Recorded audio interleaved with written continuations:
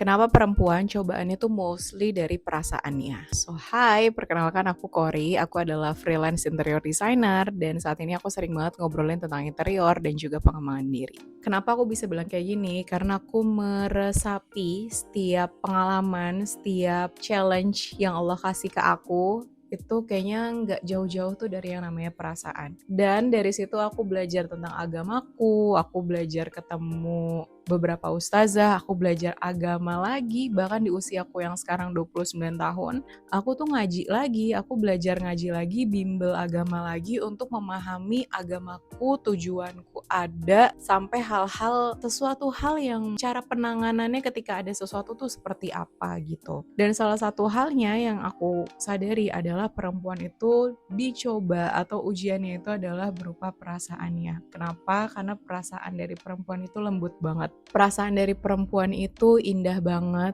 tulus banget, jadi nggak heran kenapa diujinya tuh perasaan. Perasaan ini tuh bisa dalam bentuk jatuh cinta sama lawan jenis, atau juga bentuk sakit hati, baik juga dengan pasangan, mungkin keluarga, atau bahkan teman dekat. Itu banyak variasinya. Tapi yang aku sadarin di sini adalah ternyata memang perempuan itu perasaannya selemah itu. Aku nggak bisa bilang lemah, tapi mungkin selembut itu. Sampai akhirnya aku belajar untuk menata diriku, perasaannya itu muncul lemahnya gitu ya, itu tuh karena apa? Aku belajar gitu ya bahwa sebenarnya perasaan itu bisa diolah. Dan aku ngambil pengolahannya itu juga based on agama dan juga beberapa psikolog yang memang aku tonton gitu, yang aku ngerasa ilmu yang dia berikan itu works untuk aku. Nah, salah satu halnya itu adalah belajar untuk paham nggak semua hal itu harus dilakukan secara personal gitu. Selalu take it personal itu nggak selalu kayak gitu.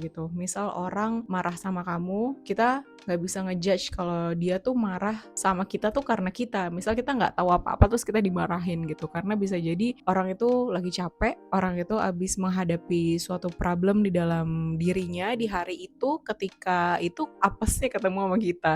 Apa sih jadinya kita gitu yang ngalamin, tapi salahnya bukan di kita, salahnya adalah dari orang tersebut yang memang nggak bisa mengendalikan emosinya dia ketika bertemu dengan seseorang. Jadi kebawa gitu sampai ke orang lain yang mungkin nggak ada kaitannya. Ketika orang menyakiti kita, ketika orang merasakan atau memberikan rasa sakit ke dalam hati kita, itu juga sebenarnya nggak sepenuhnya salah kita. Bisa jadi orang tersebut punya luka, punya sesuatu hal yang nggak bisa diekspresikan, sampai akhirnya luka itu, trauma itu terbawa ke kita. Tapi di satu hal aku selalu berpendapat ya bahwa introspeksi diri itu adalah hal yang luar biasa, apalagi untuk diri kita sendiri. Karena nggak semua orang itu bisa introspeksi diri. Aku selalu bilang ke dalam diriku, nggak semua orang itu cerdas, pintar untuk menintrospeksi diri dia. Pengennya tuh nyalahin mulu gitu. Kalau misalnya ada salah, ya udah lo yang salah. Kalau ada yang salah, lo, bukan gue. Padahal ketika ada sesuatu hal gitu ya antar kedua belah pihak, itu kita nggak bisa merefleksikan hal itu tuh terjadi karena dia aja. Bisa jadi ada faktor dari kita juga yang kita tuh salah, kita keliru tapi kita nggak sadar. Mungkin presentasinya berbeda, mungkin presentasinya kita lebih kecil, mereka lebih besar, atau beliau lebih besar. Tapi kan itu tetap ada kesalahan dong dalam diri kita, bener kan? Nah, salah satu halnya yang bisa dilakukan adalah introspeksi diri. Karena bagaimanapun kita manusia biasa, kita nggak pernah luput dari yang namanya salah. Dari situ kita tuh juga belajar untuk bisa mengelola perasaan kita sendiri. Jadi percayain bahwa kita tuh punya hati yang lembut, tapi kita juga punya hati yang tegas. Tegas yang tetap lembut, tegas yang tetap sopan untuk perasaan kita sendiri. Dan kita tahu batasan untuk diri kita sendiri. Karena kadang perasaan itu ya, ujian perasaan itu juga timbul karena kita yang membuka pintunya. Tanpa kita sadar kita yang membuka pintunya. Kita udah tahu nih orang ini dari awal